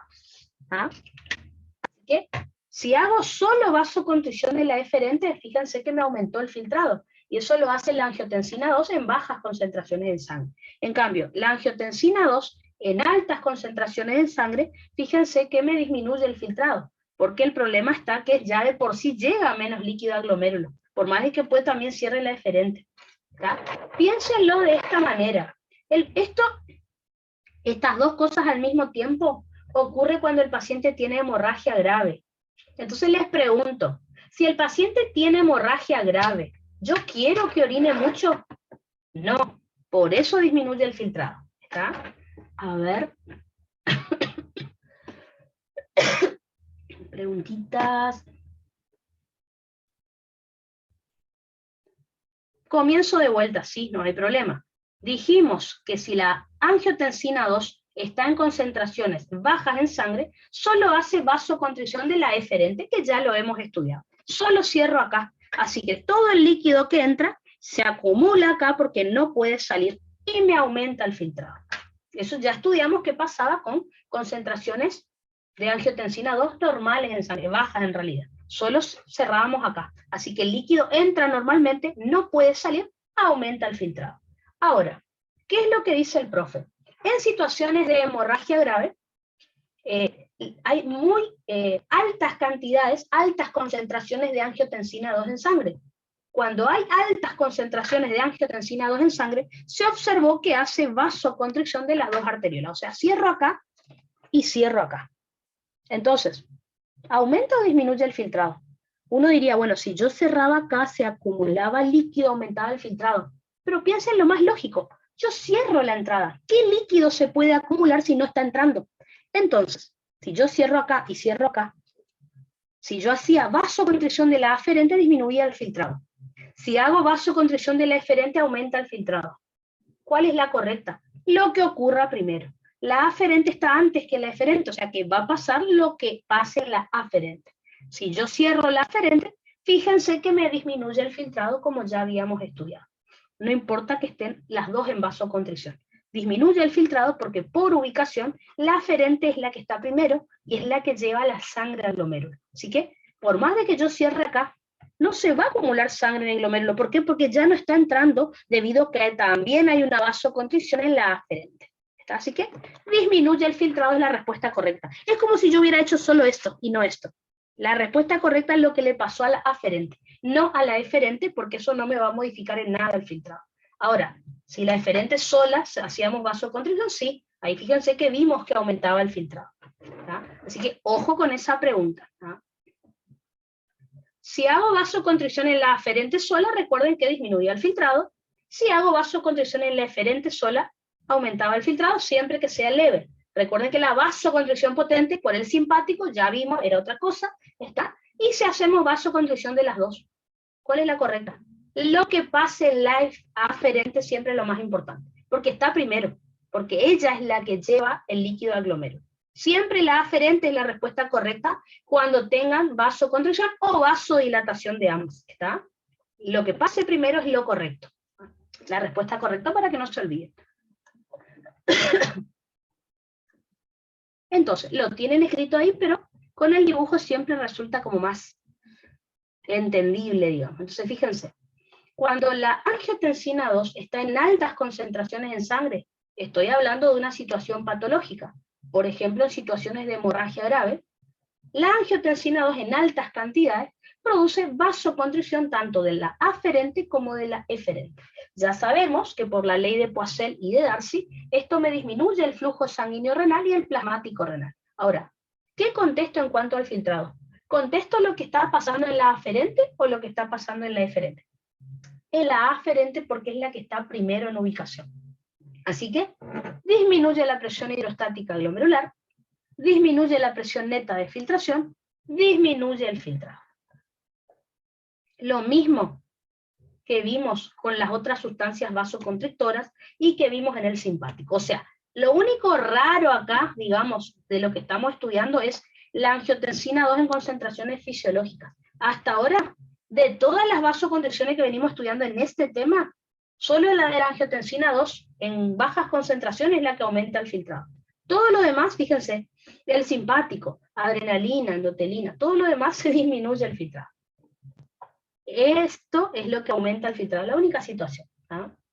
Así que no todas las sustancias vasoconstrictoras me disminuyen el filtrado. La angiotensina 2 en concentraciones fisiológicas me aumenta el filtrado. Eso ya lo hemos estudiado. Así que cuidado con eso. Oye, bueno, si hago vasoconstricción disminuye el filtrado, listo, me memorizo así. Ojo, ojo con dónde, ojo en qué cantidad está esa sustancia. ¿Ah? Ahora, acá está la buena noticia. Todas las sustancias vasodilatadoras me aumentan el filtrado. Por fin algo bueno. ¿Ah? Ejemplo de sustancias vasodilatadoras que ya hemos visto en cardio. Tenemos al óxido nítrico, que es el vasodilatador por excelencia. Recuerden que el óxido nítrico lo libera el endotelio. Tenemos la histamina, la heparina, la bradicinina y las prostaglandinas, la I2 y la E2, que recuerden que son liberadas por o los leucocitos o otras células durante el proceso inflamatorio. Tenemos el péptido natriurético auricular y el péptido natriurético cerebral, que recuerden que son liberados por las cámaras aurícula derecha, el péptido natriurético auricular, y ventrículo derecho e izquierdo, el péptido natriurético cerebral. Todos estos son ejemplos de sustancias vasodilatadoras. ¿Qué es lo que van a provocar? Vasodilatación de la arteria renal, que es la que lleva sangre hacia el riñón, y vasodilatación de la arteriola aferente, que es la que lleva sangre hacia el glomérulo. Recuerden, por la ley de Poiseuille y la ley de Darcy, siempre que yo haga vasodilatación, en cualquier vaso sanguíneo, en cualquier arteria, disminuye la resistencia periférica total, lo cual me aumenta el flujo sanguíneo. Así que vasodilatación de la arteria renal y de la aferente me aumenta el flujo sanguíneo renal. Por favor, corrijan acá la flechita. Si aumenta el flujo sanguíneo renal, aumenta el plasmático renal. Esto me aumenta la presión hidrostática glomerular, aumenta la presión neta de filtración, aumenta el filtrado. O sea, como llega más líquido al glomérulo, ese líquido ejerce más presión y aumenta la filtración. Eso es lo que estamos diciendo, pero bueno, con palabras de fisio, digamos. ¿No? Entonces, ¿qué estuvimos estudiando hasta acá? Lo vuelvo a repetir, estamos estudiando la regulación del filtrado, de la filtración glomerular. Ya vimos toda la regulación extrínseca, o sea, estos mismos mecanismos ya lo hemos hablado en otros órganos, vasodilatación, vasoconstricción. Por eso se llama extrínseco, no es un mecanismo propio del riñón. Ahora, y acuérdense, dentro de regulación extrínseca, lo más importante es lo humoral, es más potente que lo nervioso. Ahora, ¿qué es lo que vamos a estudiar nosotros luego de regulación extrínseca? La intrínseca, o también llamada autorregulación renal. A veces el profe en los orales pregunta así, háblame de la autorregulación renal. Esa es su pregunta de examen oral. ¿Ah? Usted tiene que empezar a hablar. Tenemos que explicar dos mecanismos, reflejo miógeno y feedback túbulo-glomerular. Si tuvieran que elegir, el feedback es más potente que el reflejo miógeno. ¿Ah? Entonces, dentro de lo extrínseco, lo humoral es más potente que lo nervioso. Dentro de lo intrínseco, el feedback es más potente que el reflejo miógeno. Y entre lo extrínseco y lo intrínseco es más potente que lo extrínseco. Así que ahí fíjense, con asterisco les marqué los tres mecanismos más importantes en cada situación. Así que,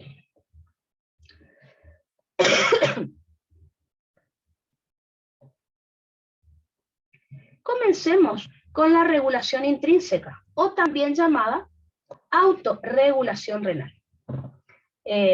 Uno de los mecanismos que tenemos que estudiar acá es el reflejo miógeno o miogénico.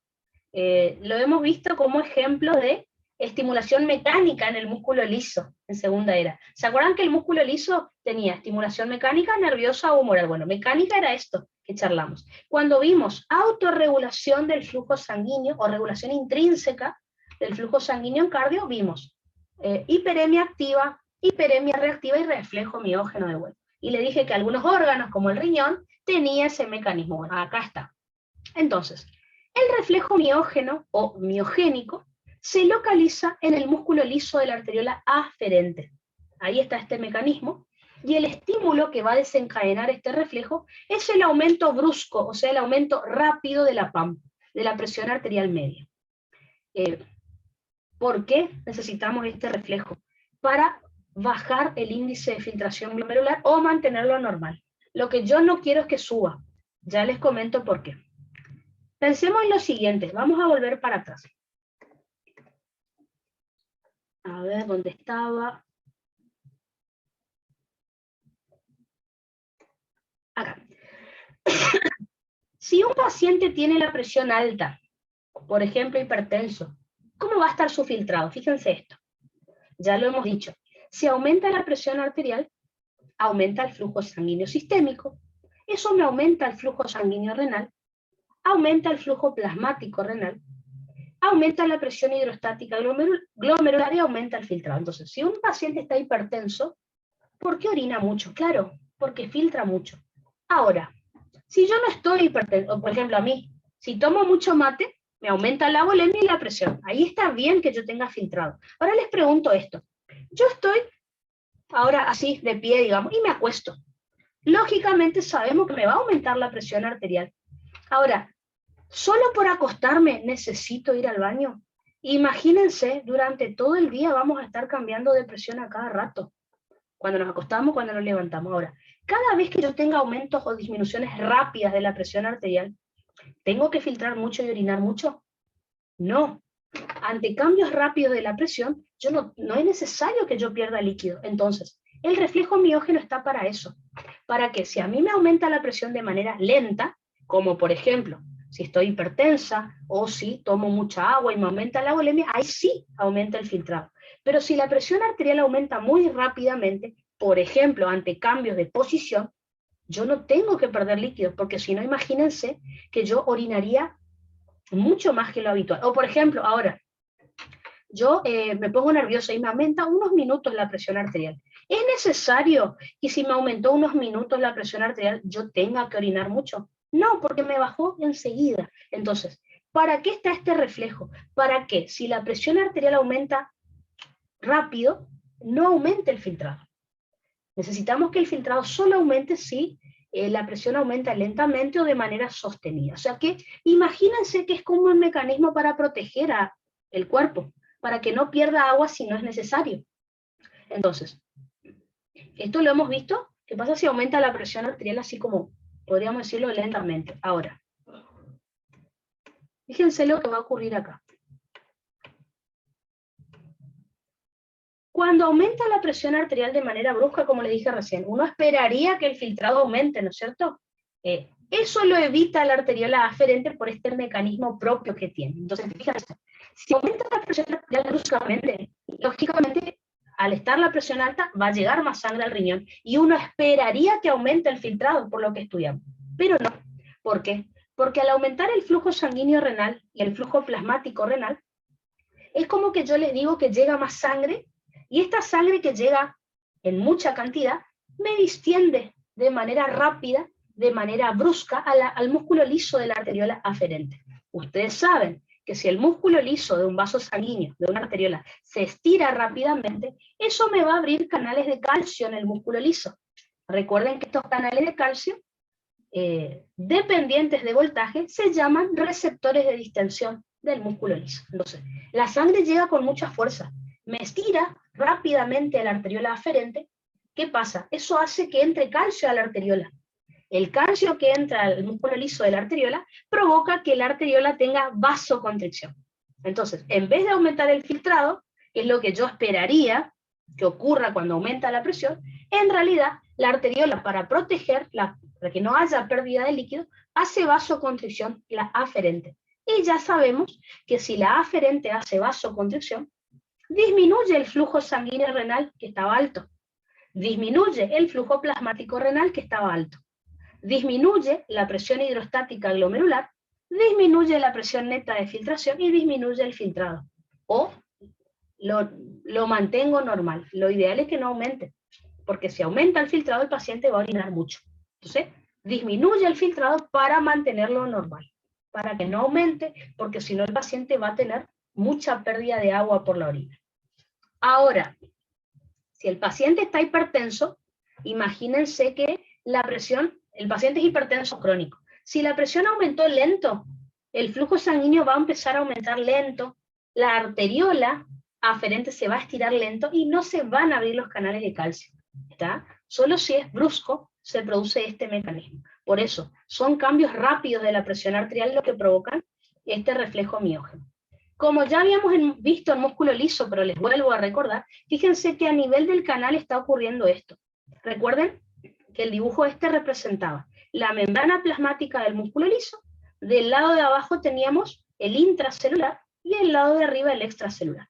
Fíjense que cuando esta membrana plasmática del músculo liso está en reposo, el interior es electronegativo y el exterior de la membrana es electropositivo. O sea, esta membrana está polarizada. ¿Ah? Ahora, al distenderse el músculo liso de esta arteriola por la gran cantidad de sangre que le está llegando al riñón, esa distensión brusca, fíjense lo que provocó.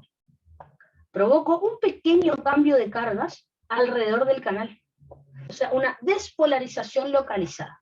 Ese cambio de voltaje que ustedes están viendo ahí en color rojo es lo que hace que el canal de calcio se abra, porque es un canal de calcio dependiente de voltaje, entra calcio al músculo liso, y ustedes saben que en el músculo liso va a haber contracción muscular.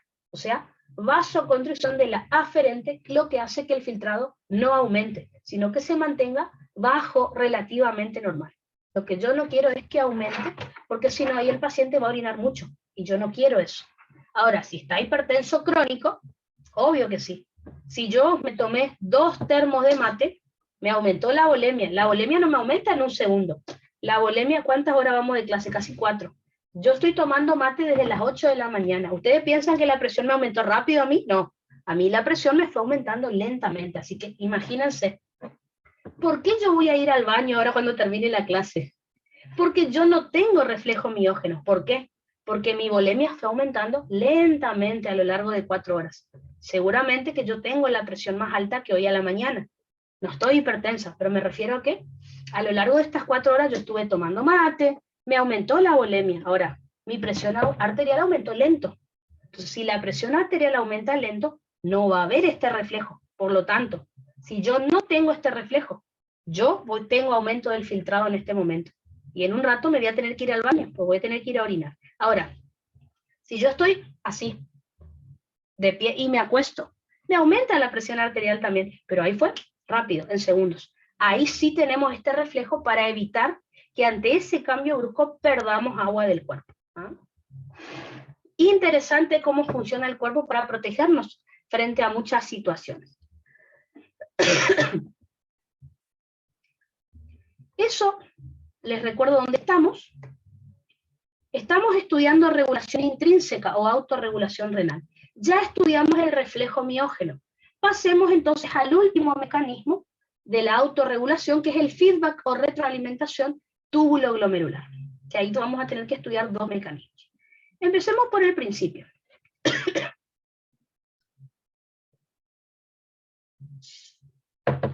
El feedback o retroalimentación túbulo-glomerular ocurre en el aparato yuxtaglomerular. Entonces, ubiquémonos cuáles son las estructuras que forman el aparato yuxtaglomerular.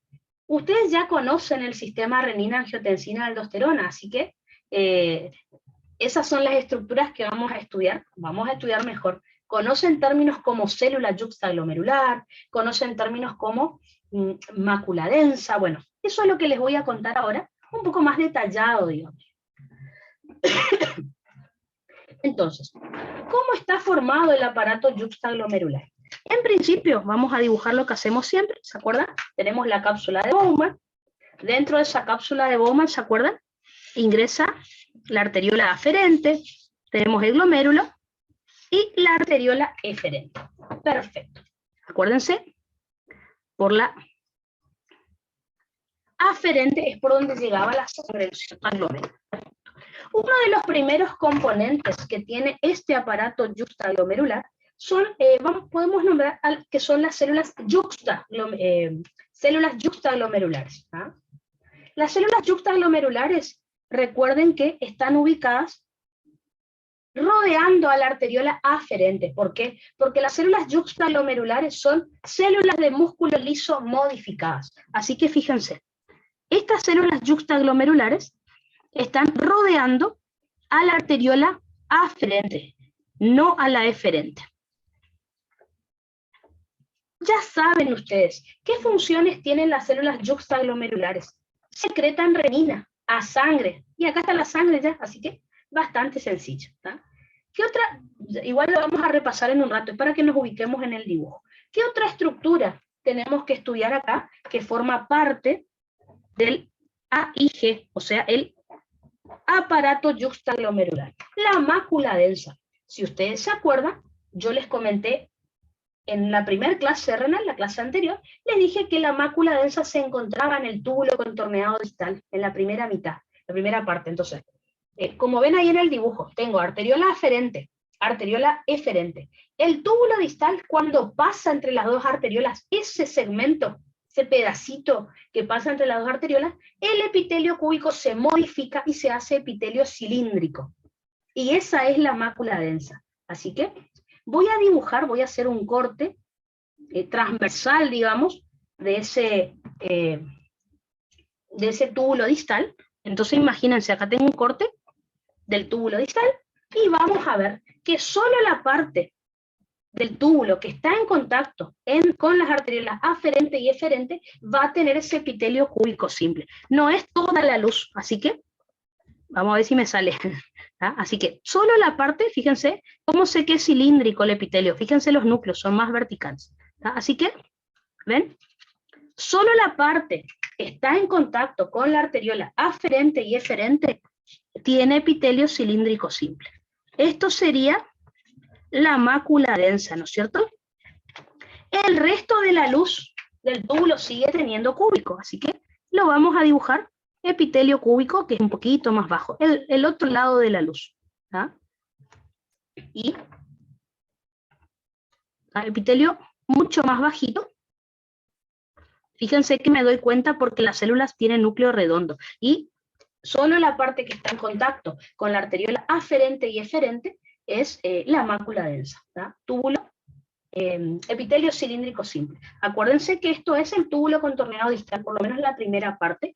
Ahí es donde se encuentra ubicada la mácula densa. Recuerden, la mácula densa lo que hace es censar los niveles de cloruro de sodio que pasan por acá, por este túbulo.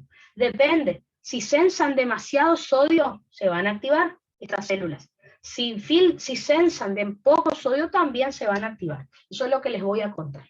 Después, fíjense, en un rato les voy a hablar del sistema renina-angiotensina-aldosterona. ¿Se acuerdan que cuando estudiamos en cardio decíamos que la mácula densa estimula a las células yuxtaglomerulares de manera parácrina, a corta distancia? Realmente es a corta distancia, fíjense dónde están. Están re cerca. No necesito ninguna hormona endocrina para llegar a las células yuxtaglomerulares, están ahí al lado. Así que cuando yo en un rato les diga que la mácula densa estimula a las células yuxtaglomerulares, miren, ahí nomás está. En el práctico de fisio, les digo esto porque en el apunte del profe no está. En el práctico de fisio, en las primeras hojas del práctico de renal, me habla de una estructura que se llama cojinete polar. Bueno, en los libros no aparece ese nombre ni en el apunte del profe. Por las dudas les nombro. De última, cuando estén en el oral, no le comenten nada al profe y ya está. ¿Qué sería el cojinete polar? Es un engrosamiento de músculo liso antes de que la arteriola aferente ingrese al capilar. ¿Ven? Sería acá. ¿tá? Este músculo liso, antes de que la arteriola aferente ingrese al capilar, se llama cojinete polar. Yo supongo que en los libros no aparece esto. ¿Por qué? Porque simplemente cuando decimos vasoconstricción o vasodilatación de la aferente, es este músculo el que se contrae. Es como, ¿vieron esfínter precapilar cuando vimos en cardio? Antes de que la arteriola se convierta en capilar, hay un engrosamiento de músculo. Bueno, en algunos libros, en el apunte del práctico, aparece como cojinete polar, ¿tá? Pero no es necesario que lo nombre, les digo por si lo llegan a leer. Y por último, me están faltando las células mesangiales. Las células mesangiales pueden estar dentro del glomérulo o fuera del glomérulo. Si están dentro del glomérulo, decimos que forman el mesangio intraglomerular. Si están fuera del glomérulo, decimos que forman parte del mesangio extraglomerular. ¿Está? A ver, vamos a hacerlo con este color. Entonces, las células mesangiales, recuerden, no son los podocitos, están por fuera de los podocitos, ¿está? Así que imagínense por fuera, no forman parte de la barrera, así que están rellenando todo este espacio acá dentro del glomérulo, ¿está? Células mesangiales. Ese sería el mesangio intraglomerular. Y si están entre la mácula densa y las arteriolas, acá podemos tener más células mesangiales. En ese caso es mesangio extraglomerular porque está fuera de la cápsula de Bowman, pero son las mismas, son células mesangiales. Así que todas estas estructuras, mácula densa, células yuxtaglomerulares, células mesangiales, y si quieren, cojinete polar, forman entonces el aparato yuxtaglomerular. Para que me sirve todo esto, todos los mecanismos que les tengo que contar, ¿está? Perfecto, entonces. El dibujito lo tienen ahí en el pizarrón. Yo les quería mostrar paso por paso, porque como dibujo feo, por ahí no se entiende qué quise dibujar. ¿Ah? Así que, a ver. ¿Qué hora es? Ah, perfecto. Entonces, el dibujo está acá, miren. ¿Ven? Acá está la mácula densa, células mesangiales, que acá les dibujé solo las extraglomerulares, pero también tenemos mesangio intraglomerular, que ya les comenté, rodeando al capilar. Acuérdense que eso me modificaba el coeficiente de filtración. Tengo cojinete polar y células yuxtaglomerulares. Así que todo lo que les conté, fíjense que lo tienen escrito acá. La mácula densa, acá está el problema. En el práctico de oficio dice mácula de Zimmermann. Bueno, ese es el nombre que también tiene. La conocemos como mácula densa. En el oral, díganle mácula densa, no hay problema.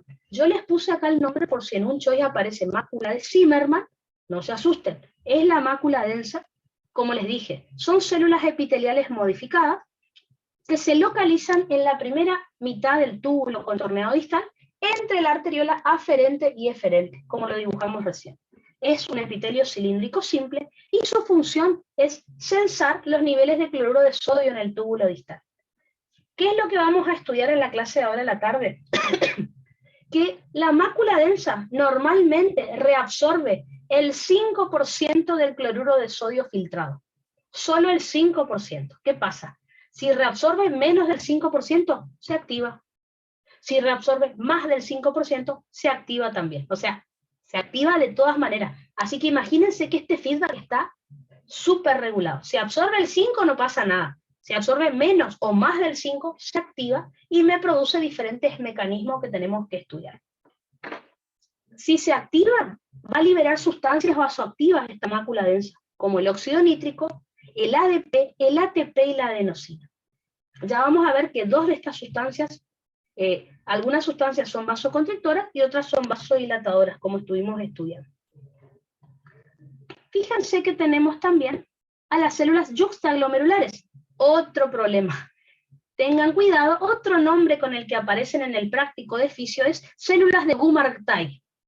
No importa, en un oral díganle células yuxtaglomerulares, no pasa nada. El nombre les pongo por las dudas para que no se asusten si lo llegan a leer por ahí. Como les dije, son células de músculo liso modificadas que rodean a la arteriola aferente nada más y liberan renina sangre, que como ya sabemos, la renina no es una hormona endocrina, como ya me dijeron por el chat y también yo les aclaré. Así que buenísimo. Si quieren no lo nombren, el profe, si no lo nombra no pasa nada, que es el cojinete polar. Pero por si lo leen en el práctico de fisio, les comento que es un engrosamiento del músculo liso de la arteriola aferente antes de que ingrese a la cápsula de Bowman. Es como si fuera un esfínter precapilar, que fue cuando estudiamos cardio, vimos esos esfínteres. Recuerden, también está en la arteriola aferente, y es el que hace vasoconstricción o vasodilatación para regular la filtración, ¿no es cierto? Y después tenemos las células mesangiales. Acá sí necesito que recuerden este nombre. El profe les suele llamar células lasis siempre. Así que, ojo, cuando él les nombra las células lasis, son las células mesangiales. Este nombre sí, por favor, apréndanlo. Células mesangiales o células lasis también son células epiteliales modificadas que se localizan o dentro de la cápsula de Bowman o fuera. O sea que forman el mesangio intraglomerular cuando están dentro de la cápsula de Bowman, y ahí están rodeando al capilar glomerular, o forman el mesangio extraglomerular si están fuera de la cápsula de Bowman, es decir, entre las dos arteriolas, así, y la mácula densa. O sea, están como en un triángulo, entre dos arteriolas y la mácula. ¿Cuáles son las funciones que tienen estas células mesangiales o células lasis? Sostienen a los capilares glomerulares, al igual que los pocitos de la barrera de filtración, estas también. Otra de las funciones que van a tener es la endocitosis de sustancias. O sea, si alguna proteína o algún complejo antígeno-anticuerpo o alguna sustancia extraña quedó atrapada o no puede salir de la barrera de filtración glomerular, las células mesangiales endocitan estas partículas. ¿Para qué? Para que la barrera de filtración glomerular no se obstruya. Porque imagínense si me empiezan a quedar atrapadas cosas ahí, se me puede tapar la barrera y yo no quiero. Así que las células mesangiales limpian la barrera de filtración glomerular para que no se obstruya. Ahí la mantienen permeable. También tienen capacidad contráctil. Por eso, miren esto, todavía no sabíamos que era una célula mesangial. Pero, fíjense, contracción de células mesangiales me disminuyen el filtrado. Después hablamos de